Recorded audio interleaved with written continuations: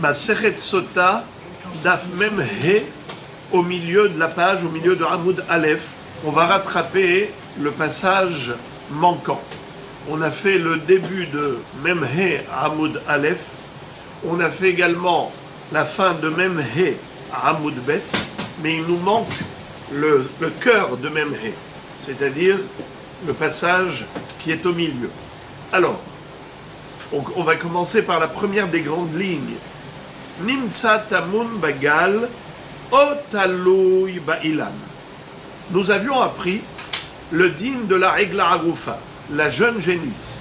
Donc en effet, la Torah dans Parashat Shoftim nous enseigne que si jamais, chas v'shalom, on a trouvé quelqu'un qui a été assassiné, eh bien, ne sachant pas qui est l'assassin criminel, l'auteur de ce crime, pour le juger, il va falloir procéder à tout ce qu'on avait vu, à savoir que le Sanhedrin Agadol allait envoyer des Dayanim pour prendre les mesures, pour voir quelle est la distance qui sépare le cadavre des villes voisines, et les Ekenim de la ville la plus proche vont devoir apporter une jeune génisse dans un champ qu'on appelle Nahal Etan. C'est comme ça que Rashi explique Nahal Etan, un terrain vierge où la terre n'est pas meuble, ce n'est pas de la terre battue, de la terre qui a été travaillée, c'est de la terre vierge.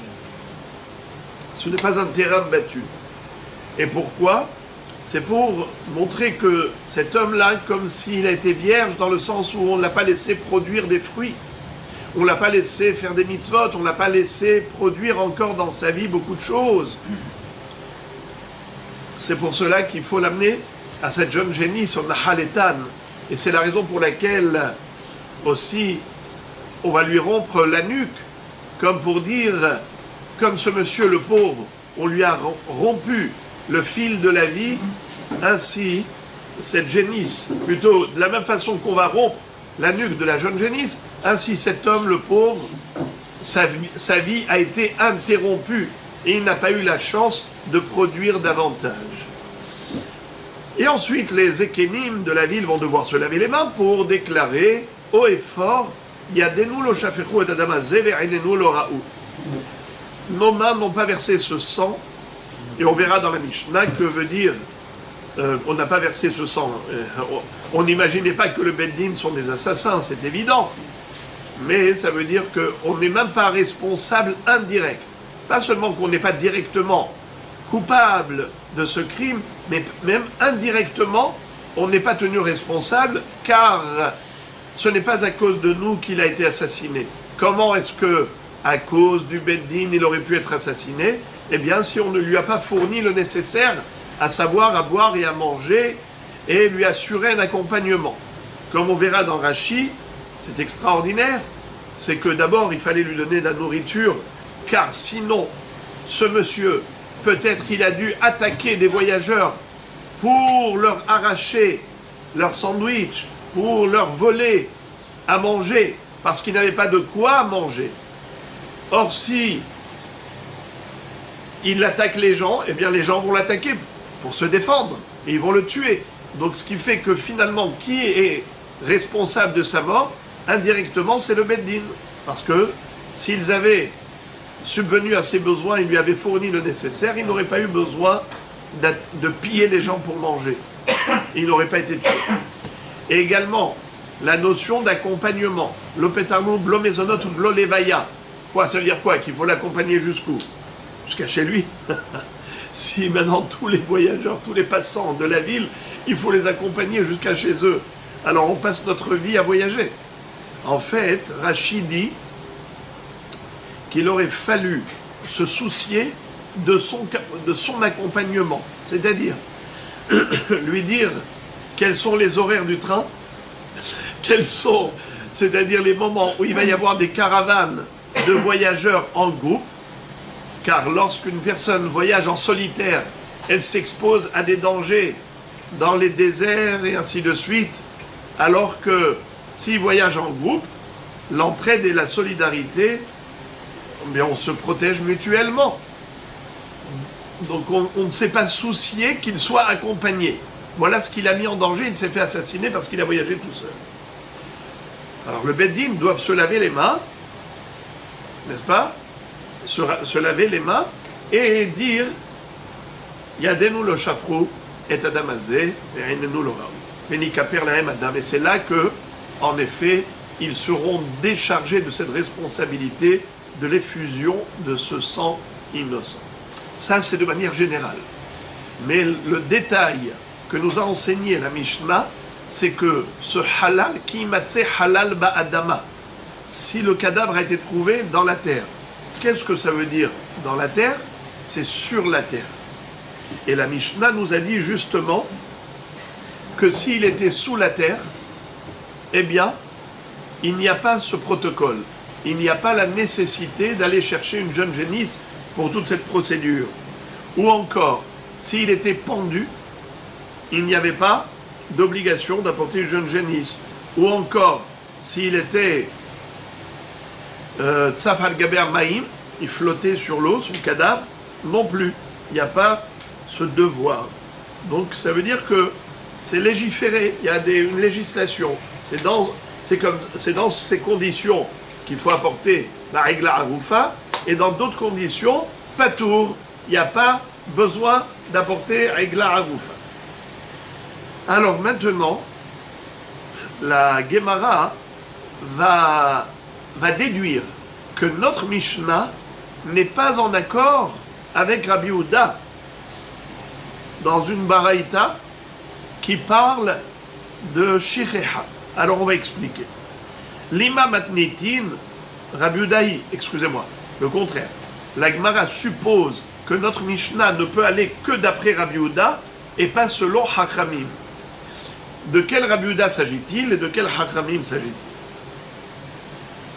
Lima matnitin Rabbi Yehudaï velo Rabbanan. Detanya veshachachta omer basade.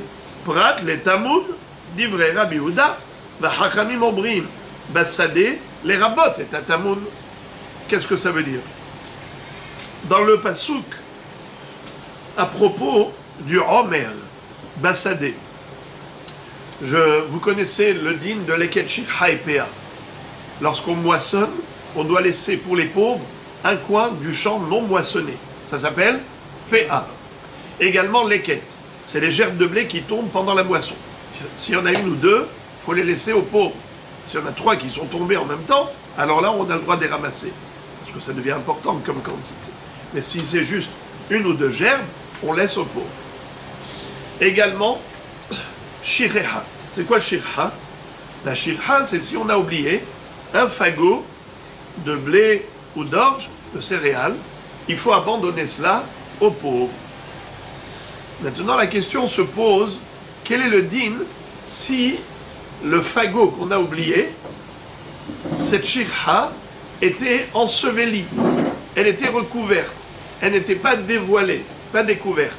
Est-ce qu'il y a une obligation d'abandonner aux pauvres cette botte de blé? Il y a une marloquette entre Rabbi Yehuda et Hachamim. Rabbi Yehuda dit Bassadé, Romer Bassadé prat les tamoun, du vrai Rabbi Yehuda. Hachamim mourim Bassadé, les rabot et à tamoun. Qu'est-ce que ça veut dire? Le même mot, Bassadé, on va reprendre le pasouk tel quel. Je vous lis le pasouk tel qu'il est écrit dans la Torah. Ki tiktsor ketzirecha besadecha. Lorsque tu vas moissonner ta récolte dans ton champ, Beshachachta omer basadé, et tu as oublié un tas de blé, ou n'importe quelle céréale, ou de fruits, dans le champ. L'otachouv les cartos. Tu n'as pas le droit de venir récupérer. La guerre, la yatom et l'almana, ihyé. Tu dois l'abandonner aux guerres, aux yatom, aux almana. Ce sont des pauvres, des êtres faibles, sans défense, comme le converti qui n'a pas de patrimoine en Israël, comme l'orphelin, la veuve. Laisse-leur cela pour eux.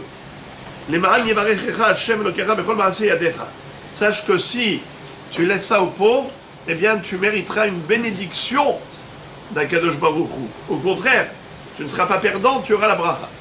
Ok.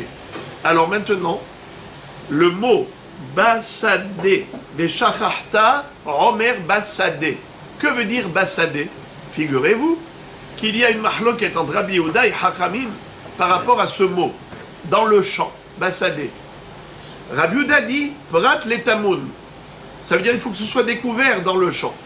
Mais si c'était couvert, pour une raison quelconque, je sais pas moi, il y avait une couverture dessus, ou bien il y avait un tas sur un autre, de manière à ce que ce soit tamoun, enseveli.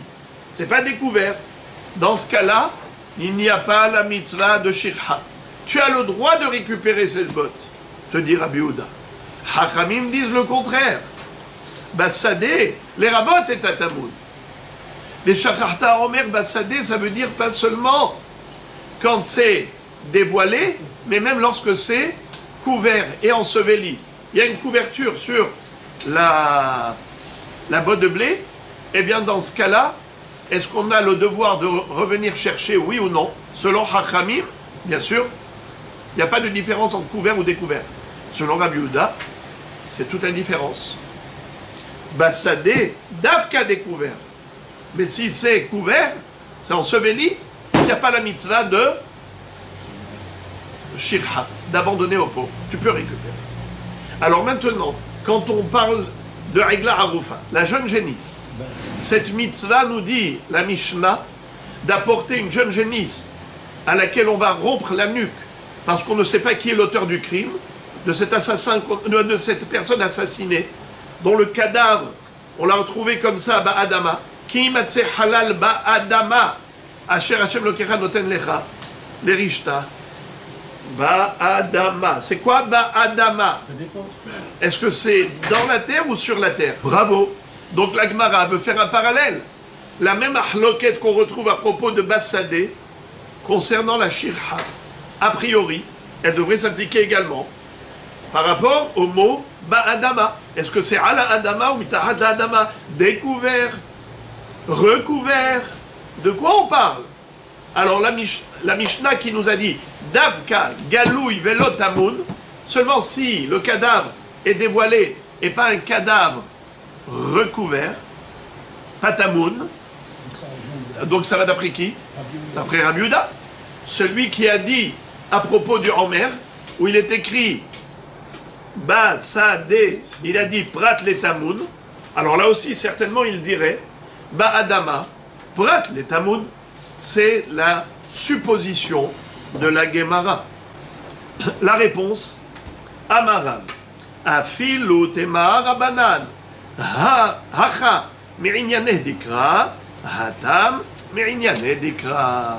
On n'est pas obligé de dire que notre Mishnah, elle ne fonctionne que d'après Rabbi Yehuda, mais pas d'après Hachamim. Car même si Hachamim, à propos de Bassadé, ils ont dit Bassadé, les rabbot et Tamoun, il est fort possible qu'à propos de Egla Arufa, il dirait que Ba'adama prat les Tamoun. Je m'explique. Ça veut dire quoi, Afilu Tamoun? Même le Tamoun est inclus. Prat les Tamoun, ça veut dire le Tamoun est exclu. Est-ce qu'il est inclus ou exclu? À propos du Homer, ils ont dit c'est inclus. Bassadé, ça inclut même le Tamoun. Mais il pourrait être d'accord avec Rabbi Yehuda pour dire que Ba'adama, à propos de Egla Arufa, ça exclut le Tamoun. Ça exclut. Pourquoi? Parce que tout dépend du contexte.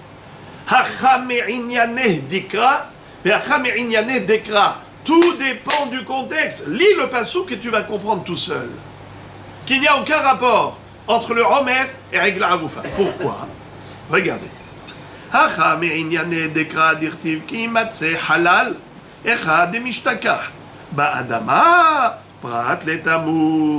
Qu'est-ce que ça veut dire? La Torah écrit Ki matse halal ba'adama. Pourquoi la Torah avait besoin de dire Ki matse halal ba'adama? Pas besoin de dire ba'adama. Tu dis Ki matse halal. Si jamais on a trouvé le cadavre d'un homme assassiné. Mais où? Pourquoi tu rajoutes le mot Ba'adama? Alors là, comme ça. Ki matse halal, là j'aurais dit qu'il n'y a aucune différence entre halal qui est tamoun ou halal qui est galouille. Si la Torah n'avait pas écrit Ba'adama, elle a écrit Kimatze Halal. Si on trouve un Halal, où est-ce que tu l'as trouvé? N'importe où. Galouille, Tamoun, caché, recouvert ou découvert, l'obéchané. Alors pourquoi la Torah elle te dit Ba'adama? Alors là, c'est pour exclure ce que j'avais compris. Avant, j'ai compris Afilu Tamoun. Eh bien, Ba'adama, Prat les Tamoun. Donc même Hachamim pourrait être d'accord avec Rabbi Yehuda que pour un Tamoun, un cadavre qui est Tamoun, qui est enseveli, pas besoin d'apporter Regla Aroufa. Comme a dit la Mishnah. Et la Mishnah, elle va d'après tout le monde. Pas seulement d'après Rabbi Yehuda, pas seulement d'après Rabbi Yehuda, même d'après Hachamim. Seulement, à propos du Homer, pourquoi là-bas ils ont dit Prat le Tamoun? Pardon, pourquoi là-bas ils ont dit Afilu Tamoun? Atam inyan dikra. Dirtiv ki tiktsor ketzirecha besadecha veshachachta Homer shivha dumiyad katsir ma katsir begalouy af shivha begalouy katav Rahamana basade lerabot et Tamoun. Qu'est-ce que ça veut dire? À propos du Homer, là-bas, comme je vous ai lu tout à l'heure le pasouk, on a commencé par une phrase. Ki tiktsor ketzirecha besadecha veshachachta Homer basade lotashuv lekarta. Si tu moissonnes ton champ, tu récoltes les fruits et tu as oublié une botte de blé dans le champ, eh bien tu le laisses pour les pauvres. Là-bas, tu dois comparer le Homer, c'est-à-dire le tas de blé, à Katsir, à la moisson. Le Katsir, c'est quelque chose qui est dévoilé ou bien qui est caché? Bien sûr que c'est mégoulé. On va moissonner les fruits qui ont poussé, qui sont dévoilés. Alors le Homer, qui est juxtaposé au Katsir, qui tiktsor ketzirecha besadecha, les shachachta Homer basade, le Homer est galouille, comme le Katsir est galouille. Alors là, maintenant, Hachamim te disent, ma shifha, ma Katsir begalouille, af shifha begalouille, katav Rahamana basade les rabot et Tamoun. J'aurais pu me tromper et croire que quand est-ce qu'on a la mitzvah du Homer, c'est-à-dire de laisser le Homer dans le champ, shifha, c'est seulement lorsqu'il est galouille comme le Katsir. Mais s'il est Tamoun, peut-être que dans ce cas-là, il n'y a pas de mitzvah de shifha. Peut-être que je ne suis pas obligé de laisser. C'est pour ça que la Torah est écrite Basadé dans tous les cas de figure. Afilu betamoun. Parce que sinon, la Torah, qu'est-ce qu'elle aurait pu écrire? Veshachachta Homer. Pourquoi il y a besoin de dire Basadé? Le fait de rajouter ce mot Basadé qui est inutile, ça vient justement exclure ce qu'on aurait pu penser. Qu'est-ce que tu aurais pu penser? Que c'est Dafka Begalouille.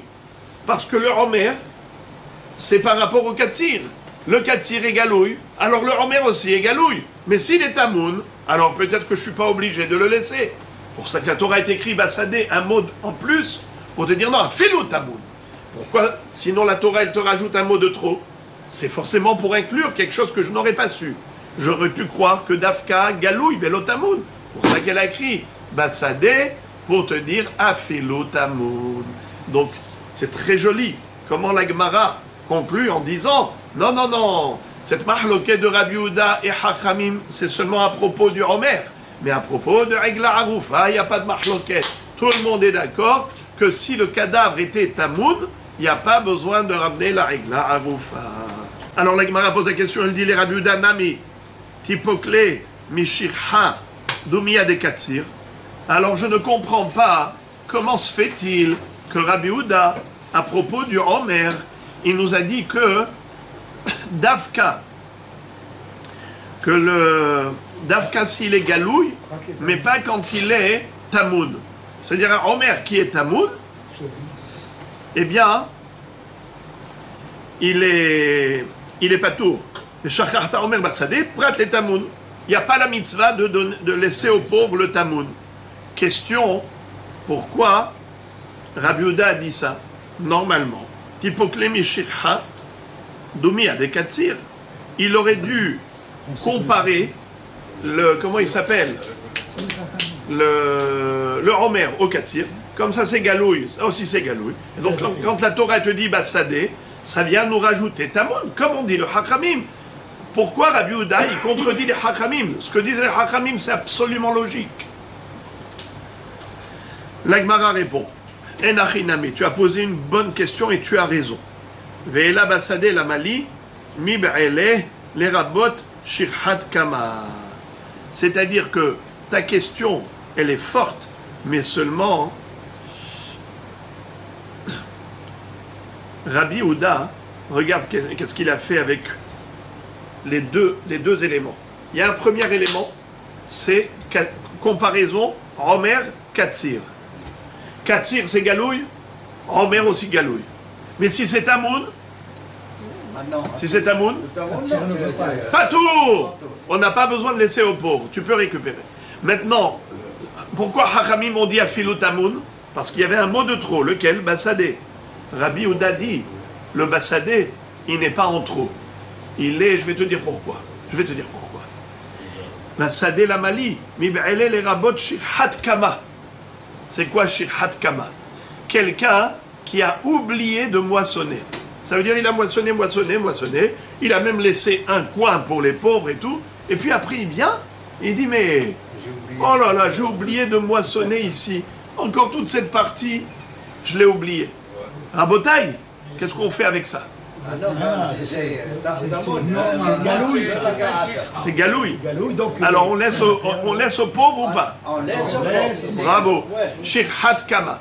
Kama, c'est quoi le mot Kama? Kama, c'est le blé qui est sur pied, qui est debout. Kama. Tout ce qui est sur pied dans le champ, ça s'appelle Kama. Alors, le Hiddouche d'après Rabbi Yehuda, c'est pas seulement une shirha de Homer Bassadé, mais afilou shirhat Kama. C'est pour ça que quand on dit Bassadé, même les fruits qui sont dans le champ, qui sont debout, même ça tu le laisses aux pauvres si tu as oublié. La Gemara demande Verabanan shirhat Kama minalehu. Ok, maintenant que tu m'as dit que Bassadé, selon Hachamim, ça vient nous enseigner le Tamoun, que même une botte de blé qui était recouverte, elle également fait partie de la mitzvah de Shirha. Alors, la question se pose. Lui, Rabbi Yehuda, il a utilisé le mot Bassadé pour inclure même les gerbes qui sont encore plantées dans le champ, qui sont encore Bassadées, ce qu'on appelle Kama. Alors, Hachamim, qui eux ont déjà utilisé le mot Bassadé pour autre chose, à savoir les Rabot et Tatamoun, d'où ils vont déduire la halacha de Shirhat Kama, que si on a oublié de moissonner une partie du champ, que ça aussi il faut le laisser aux pauvres.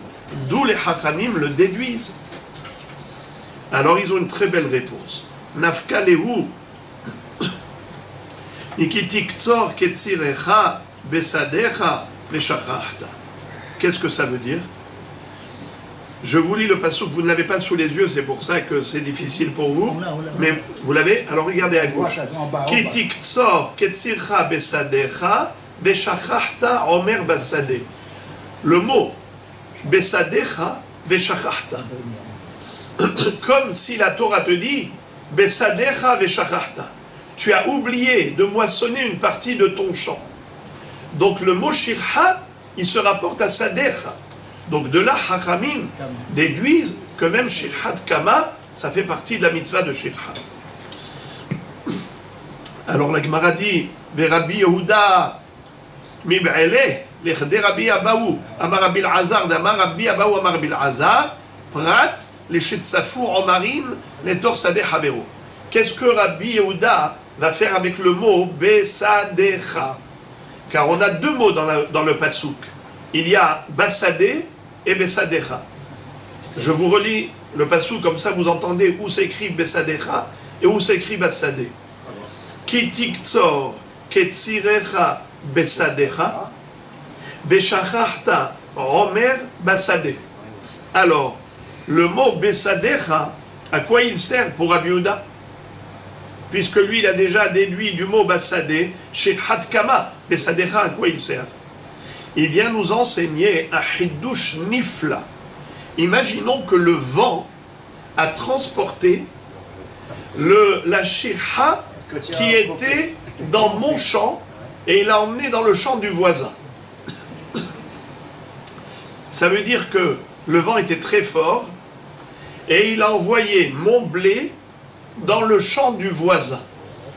Moi maintenant, j'ai oublié, ça se trouve dans le champ du voisin, et je me suis rappelé, et je viens chercher, c'est dans le champ du voisin.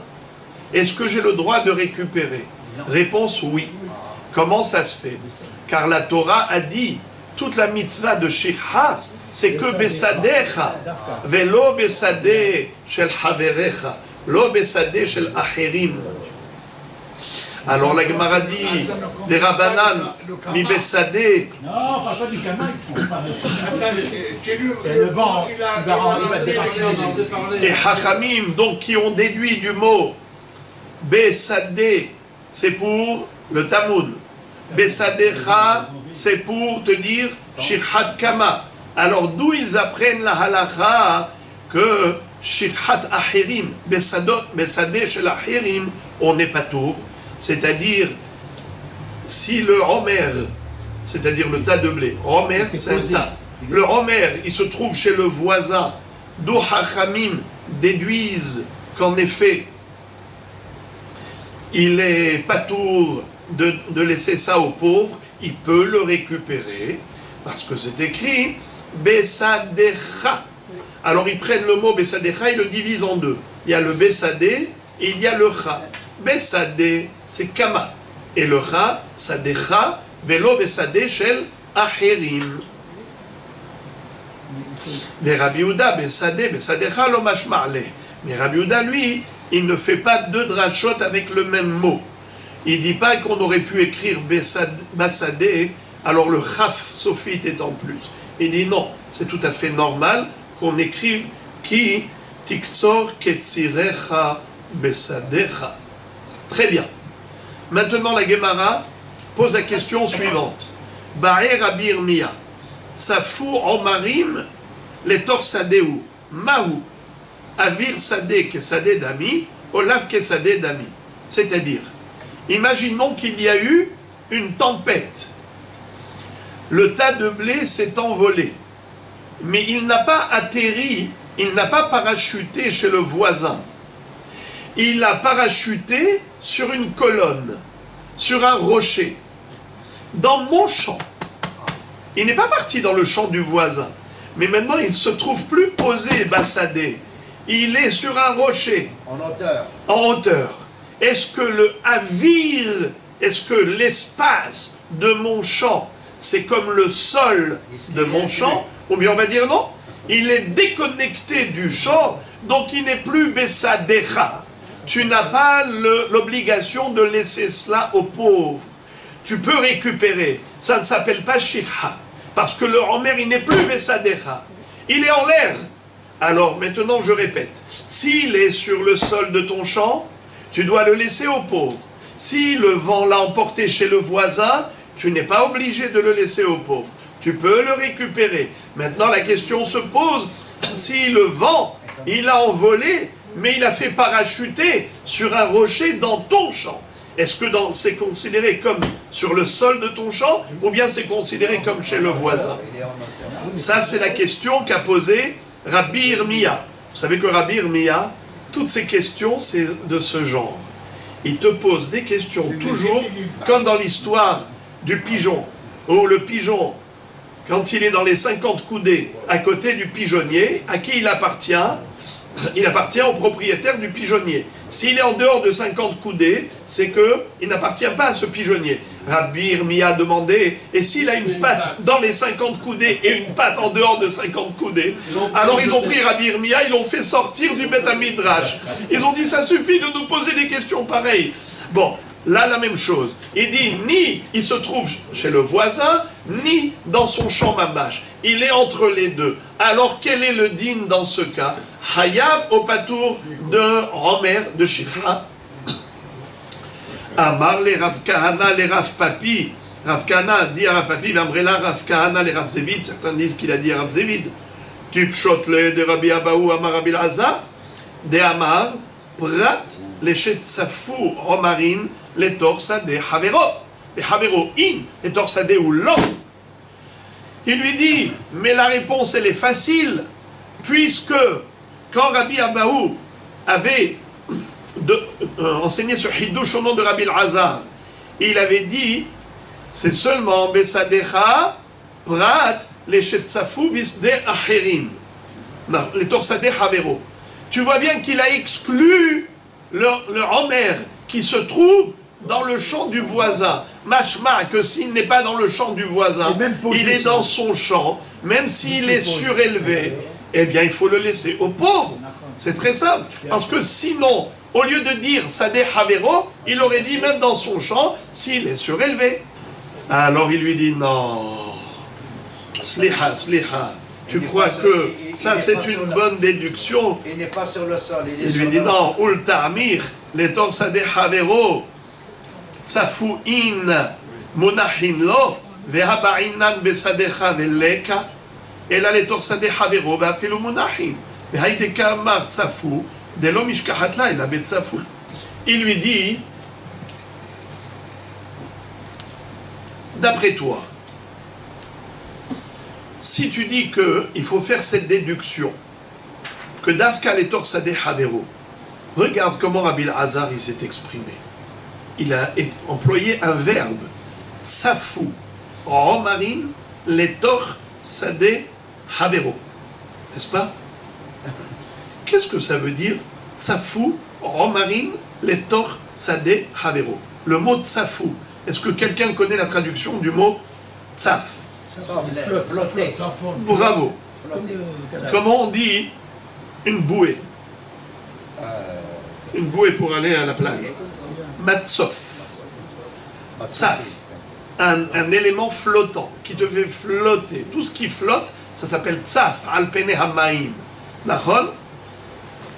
Afura agulgolet achat shetzafa alpene hamaim et amarla al de ateft atfuch vesof metefair yetufun. Hillel Azaken avait vu un crâne qui flottait au-dessus de l'eau, à la surface de l'eau. Qu'est-ce qu'il lui a dit? Ah, toi l'assassin, tu as assassiné des gens et tu les as envoyés dans l'eau. Mais finalement, il y a des gens qui t'ont noyé. Mais les noyeurs seront noyés à leur tour. Il lui a dit, Al de ateft atfur, vesof metefair yetufun. Ça c'est en araméen, metefair. Mais en hébreu, c'est tsaf. Ra'a gulgolet tsafa. Alpene hamaim, flotter. Alors il lui dit, dis-moi, comment il s'est exprimé, Rabbi Lazar? Il a dit, Omer, chet tsaf, le torsade havero. Qu'est-ce que ça veut dire tsaf? Il flotte. Quoi? Ça veut dire que s'il était posé sur le sol du voisin, il est hayav de shirha. C'est seulement s'il est flottant sur un rocher là-bas? Pas du tout. Kalva Homer, au contraire. Mais c'est déjà... Et donc tu es obligé de dire que le mot tsafou, ça veut dire juste que c'est le vent qui l'a emporté. C'est ça le mot tsaf. Il a flotté parce que Yefcha, c'est impossible. Et là les torsade havero, amar tsafou.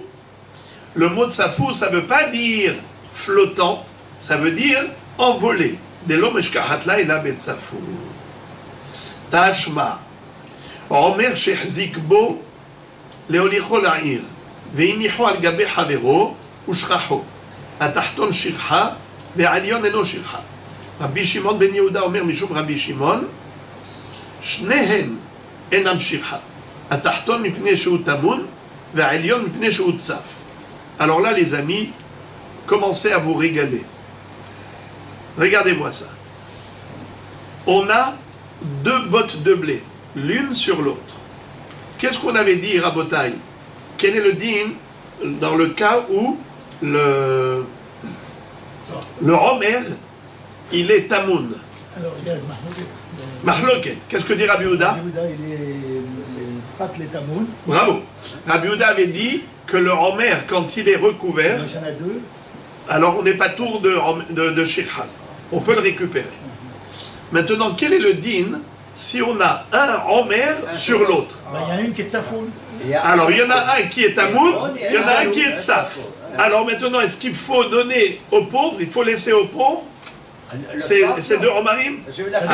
Alors regardez-moi ça.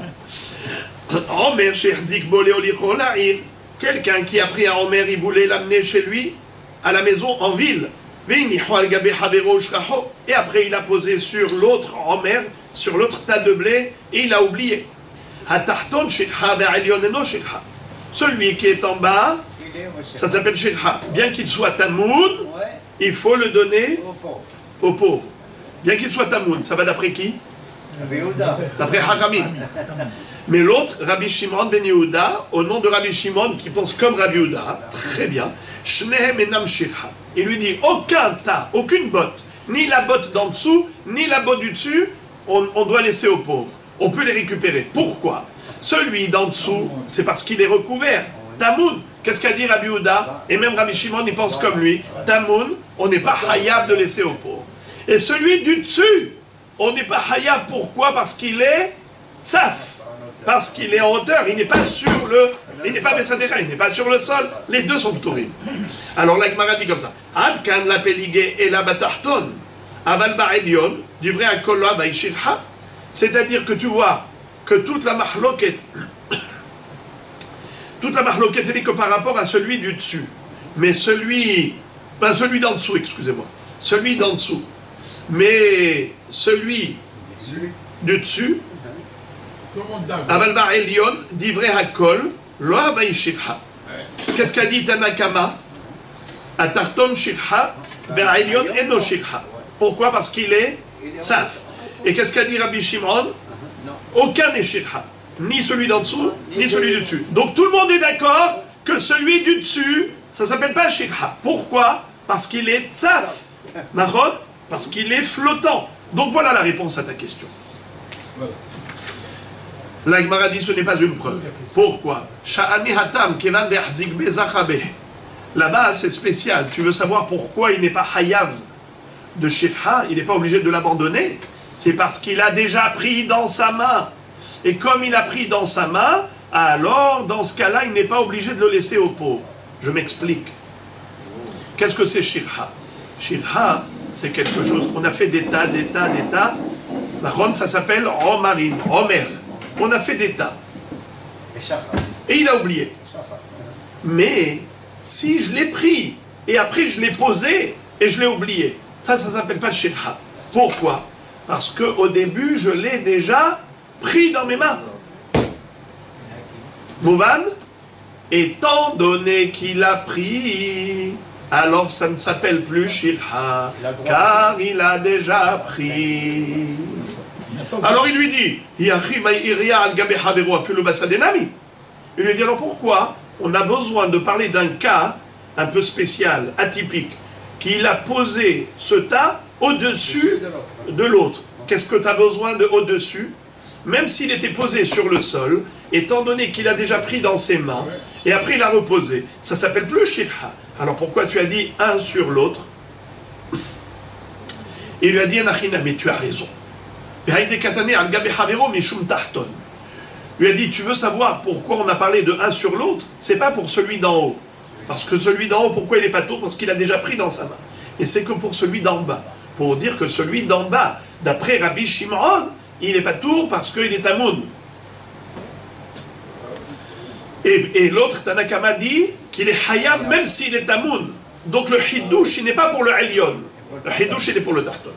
Alors la Gemara dit, mais c'est pas vrai. Mais il a bien dit que la raison pourquoi il n'est pas tour, c'est parce qu'il est flottant. Parce qu'il est tsaf. Donc il a bien donné la raison, Mishum tsaf, et pas parce qu'il a pris dans la main. Imam mipene shehu ketzaf. Il lui a dit, il ne faut pas lire tsaf. Et là, mipenu shehu ketzaf, c'est-à-dire, c'est comme un objet qui se trouve dans sa main. Ça s'appelle flottant. Moi, je suis là, regardez. je prends ça dans ma main. Cet objet, qu'est-ce qu'il fait? Il flotte. Ma main, quand je le tiens, ça s'appelle flotte. Ketzal, comme s'il flottait dans l'air. Avec ma main, c'est comme s'il flottait dans l'air. Donc, étant donné qu'il a pris dans sa main, Areu Ketzaf, c'est comme dans sa main, alors ça ne s'appelle pas Shekha. Il peut le récupérer. On va terminer avec un sujet de folie. Amar Abaye, Hareni, Keben Azai, Beshuke Teveria. Abaye, lorsqu'il était en forme, alors il a proclamé haut et fort qu'il se sentait ce jour-là prêt à répondre à toutes les questions qu'on lui poserait. Exactement comme Ben Azai, qui était l'un des plus grands maîtres de sa génération. À tel point qu'il avait dit « Kol Harmé Israël domine, et Fanaï ki klipatashum » tous les sages d'Israël devant moi, je les sens aussi légers que la peau de l'ail, tellement il était fort, Ben Azai. Il ne s'était pas marié juste pour pouvoir étudier la Torah tout le temps. Eh bien, Abaye, ce jour-là, il a dit « Je me sens aussi fort que Ben Azai, c'est-à-dire posez-moi toutes les questions que vous voulez. » À Marlé Aoum Idera Banan, voilà que l'un des Chachamim est venu lui poser la question, les Abaye, et lui dit concernant la régla Agoufa, j'ai une question. Shene halalim ze al-gabeze. Quel est le din si jamais il y avait deux cadavres, l'un sur l'autre? Mechan hu moded.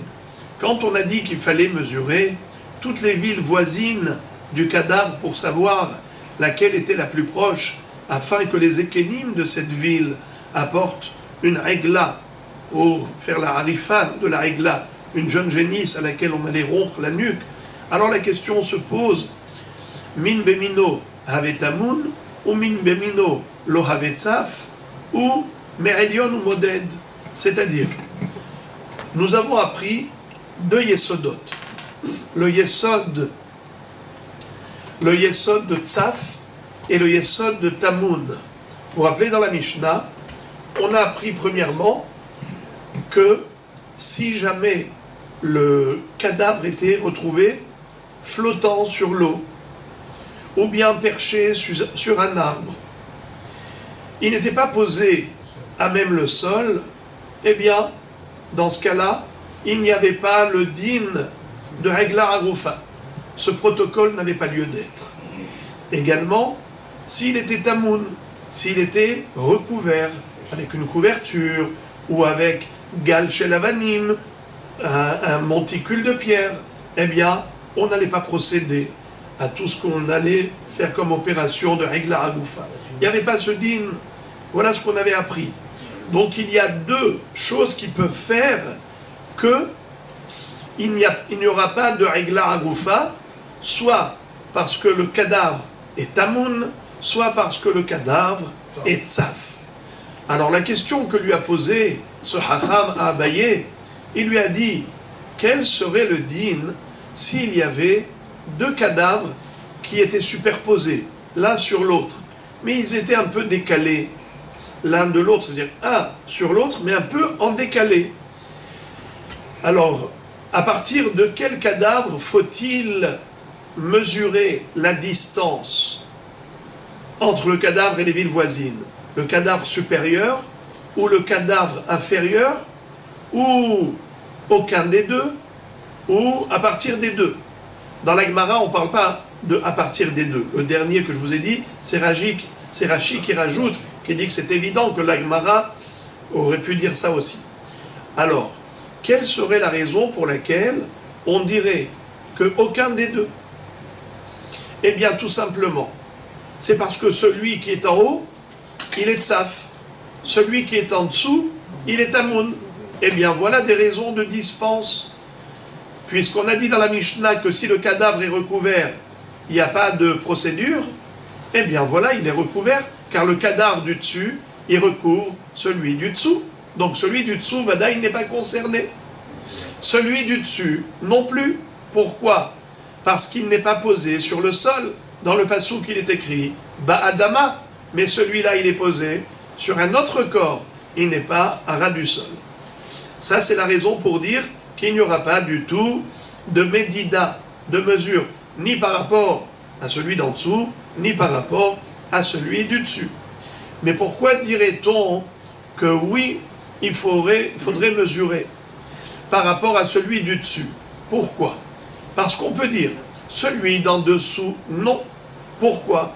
Parce qu'il est recouvert, il est tamoun. Et il faut dire que min bemino have tamoun. C'est-à-dire, bien que les deux sont des corps physiques, et on aurait pu imaginer qu'un corps physique qui recouvre un corps physique, c'est de la chair et de la chair, étant donné que c'est la même catégorie, c'est toujours de la chair, alors on peut dire que ça ne s'appelle pas recouvert. C'est comme ceux qui veulent mettre la main comme une kippa sur la tête. Étant donné que la main fait partie du corps, ça ne s'appelle pas une couverture. Pourquoi? Parce que le corps lui-même ne va pas se recouvrir lui-même. La même chose, le corps supérieur, ça ne s'appelle pas qu'il recouvre le corps inférieur.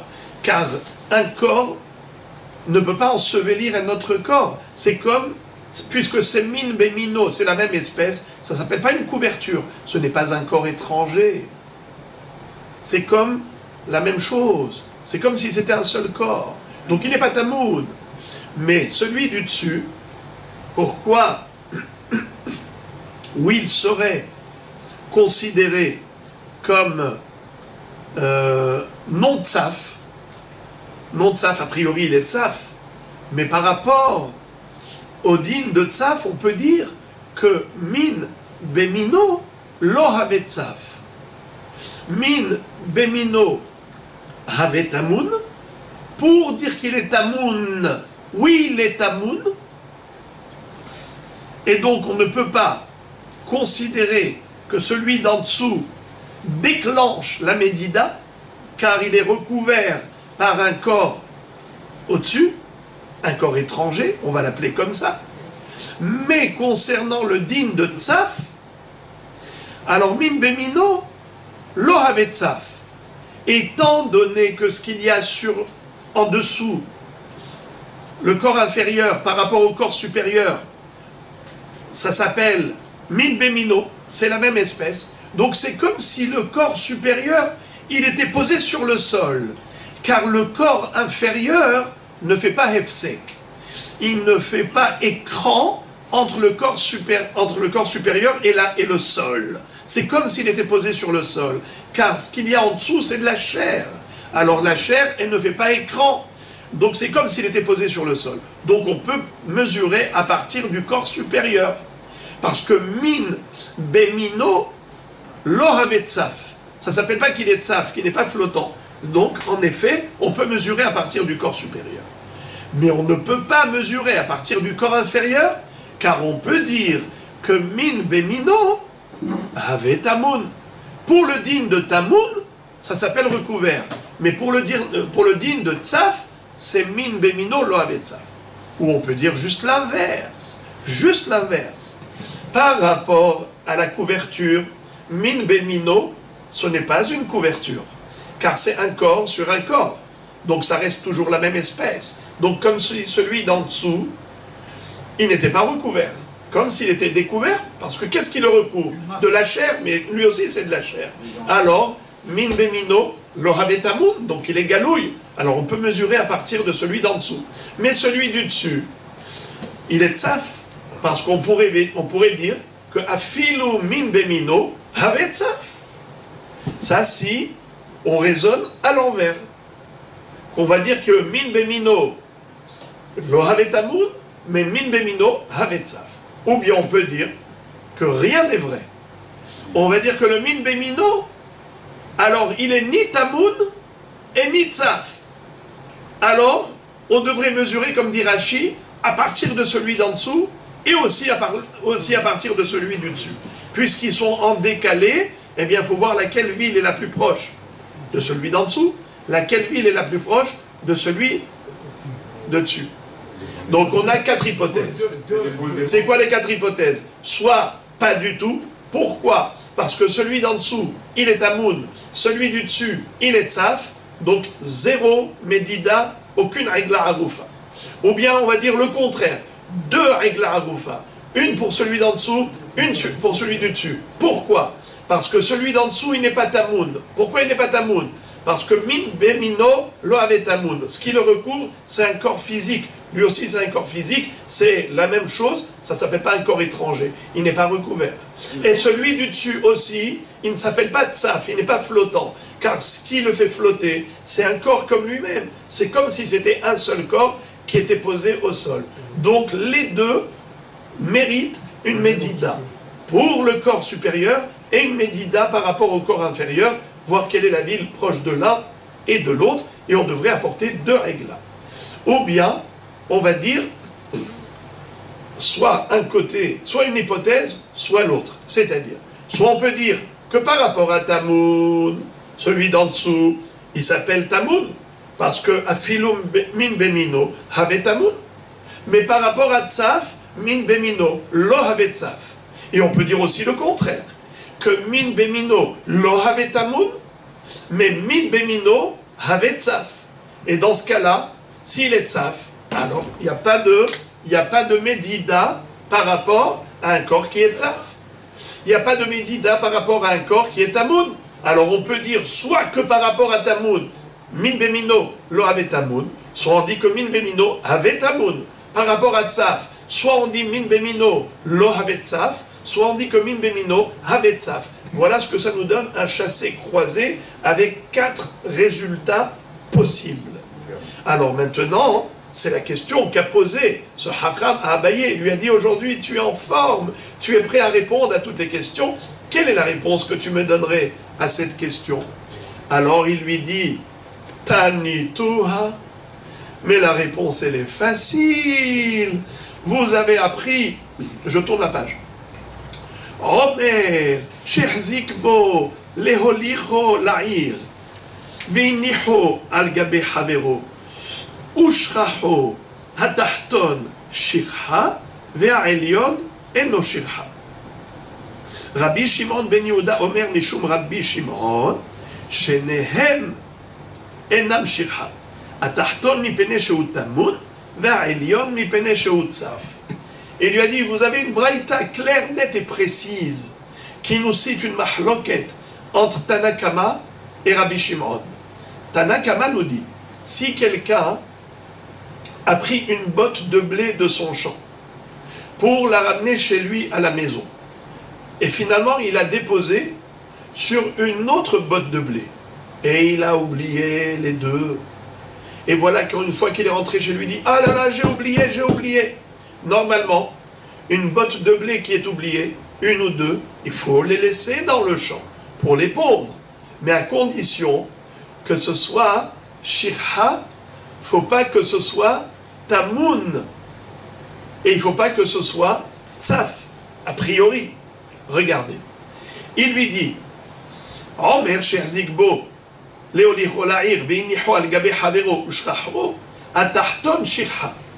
celui qui est en dessous, ça s'appelle shirha. Ça ne s'appelle pas tamoun. Il faut le laisser aux pauvres. Atahton shirha. Ha'elyon eno shirha. Celui du dessus, c'est pas ta shirha. Et donc tu peux le récupérer. Pourquoi? Parce qu'il était tsaf. Bien qu'il était posé sur une autre botte de blé. C'est du blé et du blé. Rabbi Shimon ben Yehuda Omer Mishum Rabbi Shimon. Rabbi Shimon ben Yehuda a dit au nom de Rabbi Shimon bar Yochai, Shenehem enam shirha. Aucune de ces deux bottes n'a le din de shirha. Il peut les récupérer toutes les deux. Pourquoi? Hatahton mipene shehu tamun, ve'aelion mipene shehu tsaf. La botte d'en dessous, elle est recouverte par la botte du dessus, et la botte du dessus, elle flotte sur la botte d'en dessous. Donc celle d'en dessous, elle s'appelle tamoun, celle du dessus, elle s'appelle tsaf. Aucune des deux n'est concernée par la loi de shirha. Voilà donc maintenant ce qu'il lui a dit. Mais maintenant il faut analyser quelle est la kavana de Abaye. Ok, il a cité une baraïta et il veut comparer le din de Egla Agrufa au din de shirha. Comme pour Egla Agrufa, il y a le din de tsaf et de tamoun. Dans Omer, la shirha, il y a le din de tsaf et de tamoun. Alors, quelle est la comparaison qu'il a voulu faire? Alors, regardez comment la Gemara analyse. Elle dit, Savrouha, au début on a cru que quoi? Que lorsque Abaye a cité cette baraïta, il voulait dire la chose suivante. Dehane Tanae Kerabi Udas Viraleu. Ces deux Tanaïm qu'on vient de voir ici, Tanakama et Rabbi Shimon. Qu'est-ce qu'a dit Tanakama? Celui d'en dessous, Shirha. Celui du dessus, Eno Shirha. Et l'autre, Les deux. et l'autre, qu'est-ce qu'il dit? Aucun des deux n'est Shirha. Ni l'un ni l'autre. A priori, quelle est la mahloquette entre eux? Behemet, dans le principe, ils sont tous d'accord avec Rabbi Yehuda dans notre Mishnah qui dit que quoi? Pardon, pas dans le Mishnah. Rabbi Yehuda qui dit dans la Baraïta que le Tamoun, patour. C'est-à-dire que dès que c'est Tamoun, il n'y a pas le din de Shirha. À partir du moment où la botte de blé elle était recouverte, il n'y a pas de Shirha. Tout le monde est d'accord là-dessus. Alors pourquoi ils sont en mahloquette? Il y en a un qui dit Tahton, Shirha. Et l'autre il dit non, Tahton c'est Tamoun, il n'y a pas de Shirha. C'est quoi la mahloquette? S'ils sont tous d'accord sur le principe. Mor Savar, Min Bemino, Have Tamoun. Ou Mor Savar, Lo Have Tamoun. La mahloquette entre eux, elle est justement de savoir est-ce que la botte d'en dessous, recouverte par la botte du dessus, elle s'appelle Tamoun ou elle ne s'appelle pas Tamoun? A priori, physiquement, elle est Tamoun. Mais elle est Tamoun, elle est recouverte par quoi? Par du blé. Du blé recouvert par du blé, ça ne s'appelle pas recouvert. C'est du blé. Min Bemino, Lo Have Tamoun. Donc il y en a un qui pense que Min Bemino Have Tamoun, et l'autre il pense que Min Bemino Lo Have Tamoun. Eh bien la même chose. Un cadavre sur l'autre, ça s'appelle Min Bemino. Est-ce que celui d'en dessous s'appelle Tamoun? Oui ou non? Eh bien ça dépend de la marloquette. Il y en a un qui dit que Min Bemino, ça s'appelle Tamoun, et par conséquent il n'y aura pas de Médida à partir du cadavre inférieur. Et l'autre dit, mais non, ça c'est de la chair et ça c'est de la chair. C'est comme le blé et le blé. Eh bien, Min Bemino, Lo Have Tamoun. Alors on va mesurer à partir du Tahton. La Gemara dit, Lo, on n'est pas obligé de dire que c'est cela l'objet de leur mahloquette. Peut-être que leur débat porte sur un autre sujet. Lequel? Lo. Ike Rabbi Yehuda svira lehu, dechuli alma min bemino have tamoun. Je peux très bien dire que s'ils étaient tous d'accord avec Rabbi Yehuda sur le principe que tamoun patour de shirha, eh bien, eux peut-être que les deux ils pensent que min bemino have tamoun, et donc le tahton aurait été patour de shirha d'après tout le monde. Seulement leur mahloquette ici, Biplukta de Rabbi Yehuda ve Rabbanan kamefalge. Des Rabbanan qui Rabbanan, ve Rabbi Shimon ben Yehuda qui Rabbi Yehuda. C'est pas chouette. La mahloquette entre eux, c'est une mahloquette fondamentale. C'est la fameuse mahloquette qu'on avait vue, rappelez-vous, à propos de la shirha. Est-ce que le tamoun est patour de shirha ou le tamoun n'est pas patour de shirha? Vous vous rappelez? Toute la grande mahloquette entre Rabbi Yehuda et Rabbanan. Rabbi Yehuda disait Tamoun, patour. Nachon? Et Hachamim disait Tamoun, hayav, à propos de la shirha. Nachon? Eh bien, c'est ça la mahloquette entre eux. La mahloquette, c'est la fameuse mahloquette par rapport à shirha. Est-ce qu'on est hayav dans Tamoun ou pas?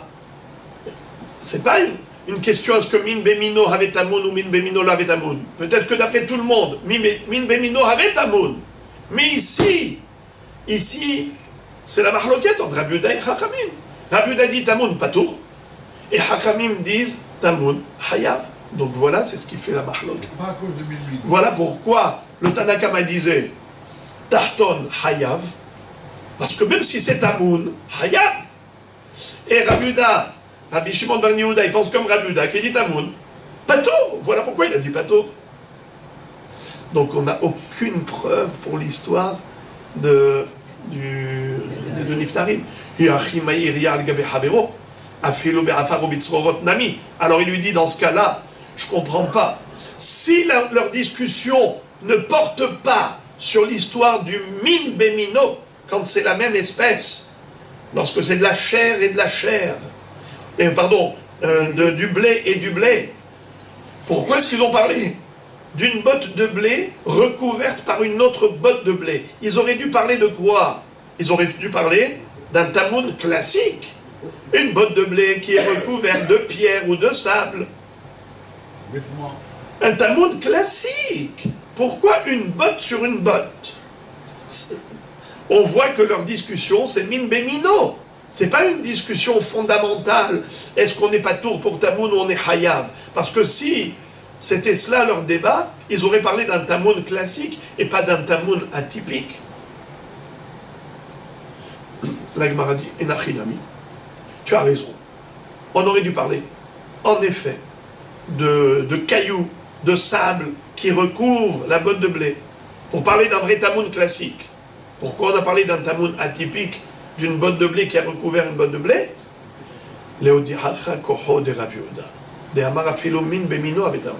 C'était pour t'enseigner un chidouche supplémentaire. Quand Rabbi Yehuda a dit qu'il n'y a pas le din de Shirha pour un Homer qui est tamoun, ce n'est pas seulement s'il a été enseveli de cailloux ou de tzrorot ou de hafar, mais même enseveli et recouvert par une autre botte de blé.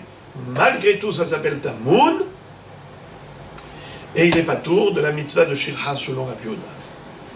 Donc voilà comment la Gemara a réfuté la démonstration très belle de Abaye. Maintenant, la Gemara conclut le sujet en disant Tanu Rabanan, halal velo hanouk, halal velo meparper, ba'adama velo tamoun begal, nofel velo talui ba'ilan, basade velo tsaf al pene hamaïn. Il y a un pasouk duquel nous déduisons de chaque mot une halacha. Le pasouk c'est Ki matse halal ba'adama.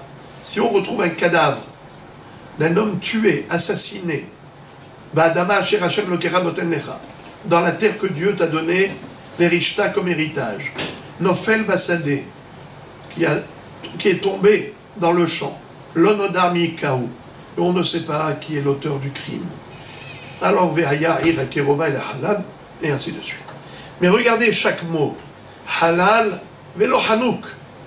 Halal, ça veut dire quelqu'un qui a été assassiné avec une épée ou quelque chose du genre, avec un keli, et pas hanouk, pas étranglé. Halal, velo meparper. Il est déjà mort et pas agonisant. Ba'adama, velo tamoun. Posé sur la terre, velotamoun bégal, et non pas enseveli sous un monticule de pierre. Nofel, velotaloui ba'ilan, il est tombé à terre, et non pas suspendu sur un arbre, perché sur un arbre pendu.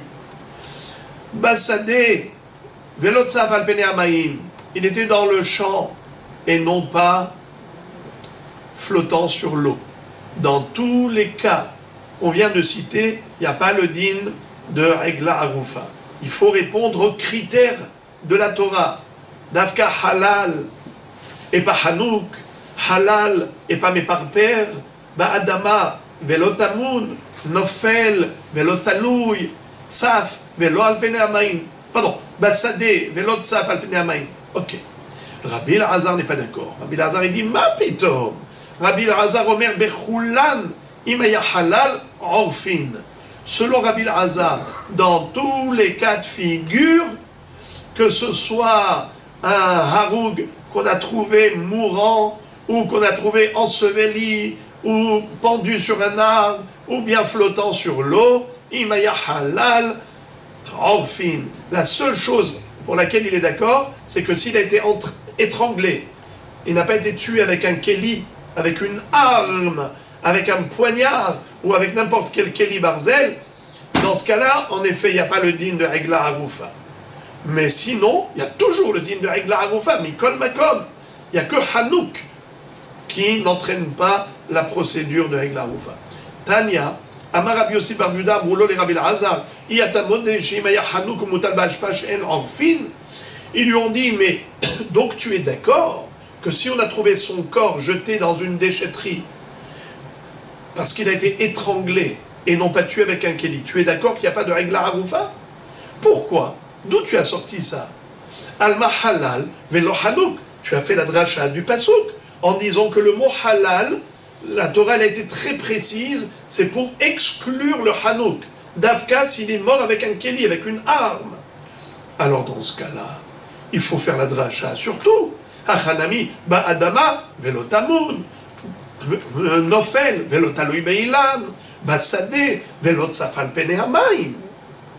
C'est tout. Pourquoi tu fais pas ces drachot? Mais Rabbi Elazar, halal yeteraktiv. Rabbi Elazar dit non.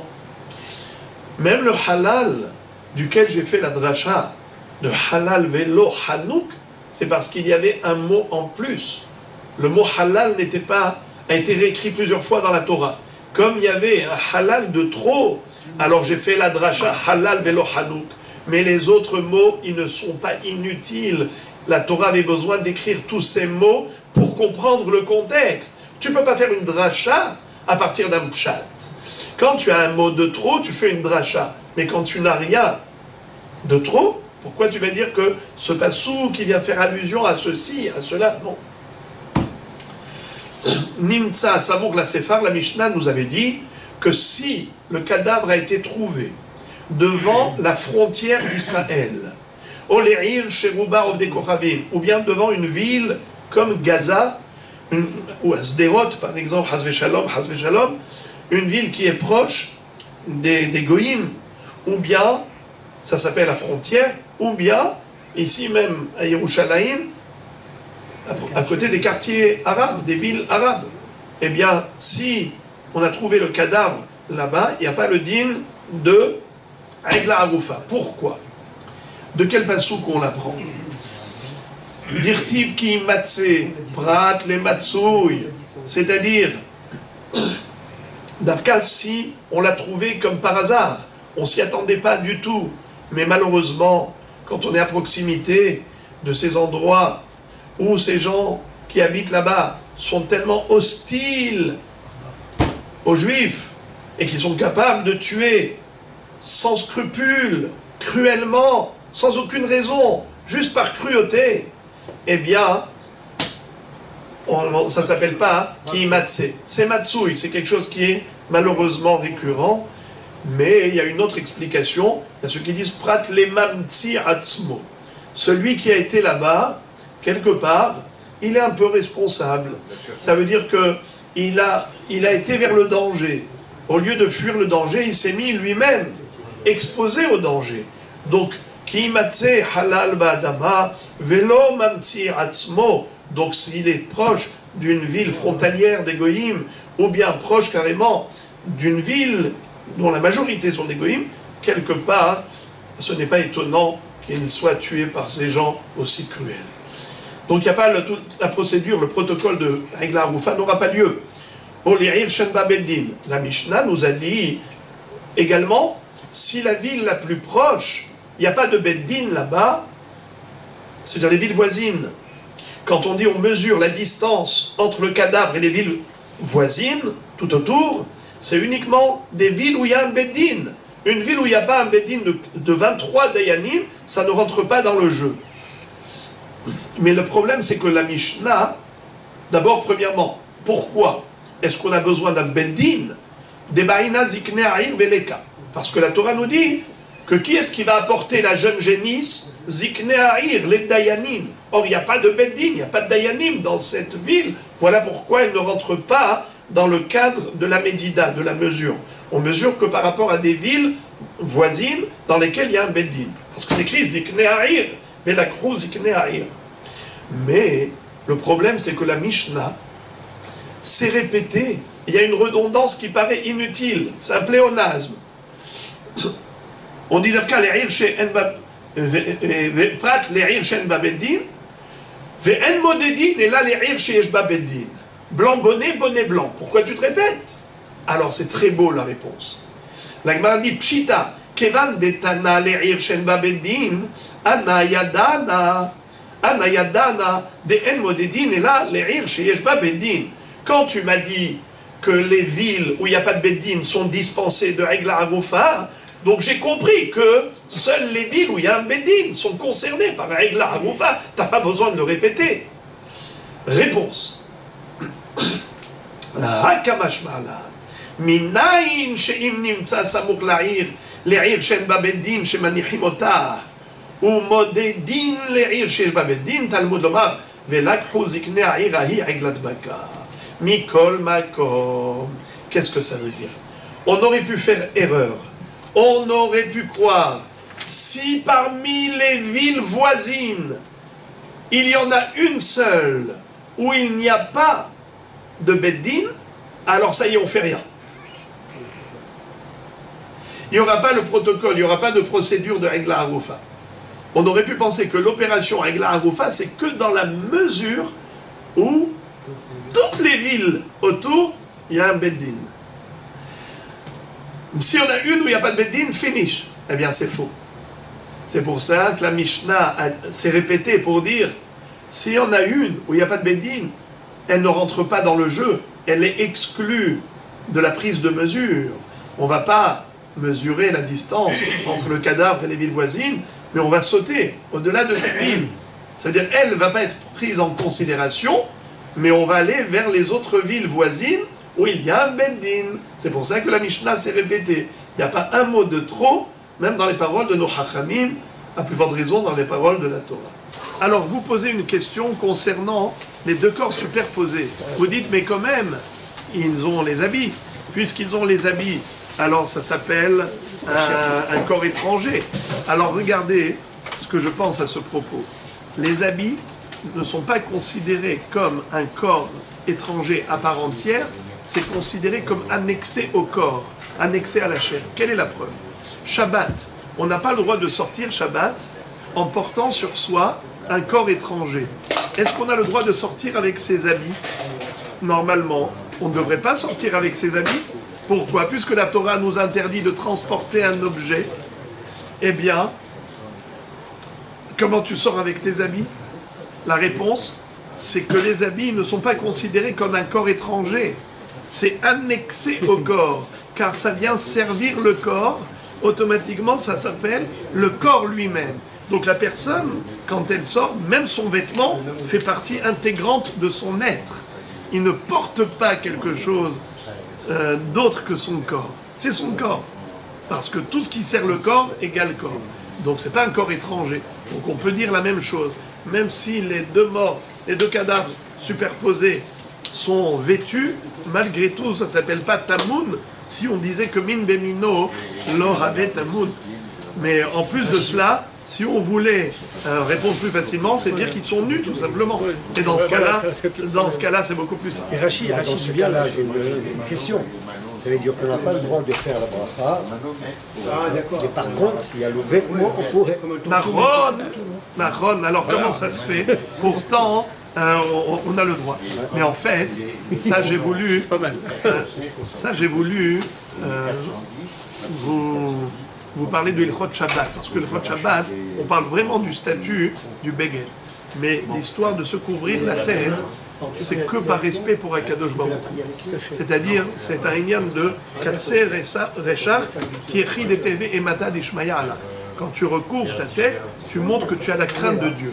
Alors, psychologiquement, quand on met même, ne serait-ce que sa chemise, son vêtement sur soi, alors, comme le vêtement lui-même, quand on met la kippa, notre kippa elle-même, comment ça se fait qu'elle s'appelle qu'elle nous couvre?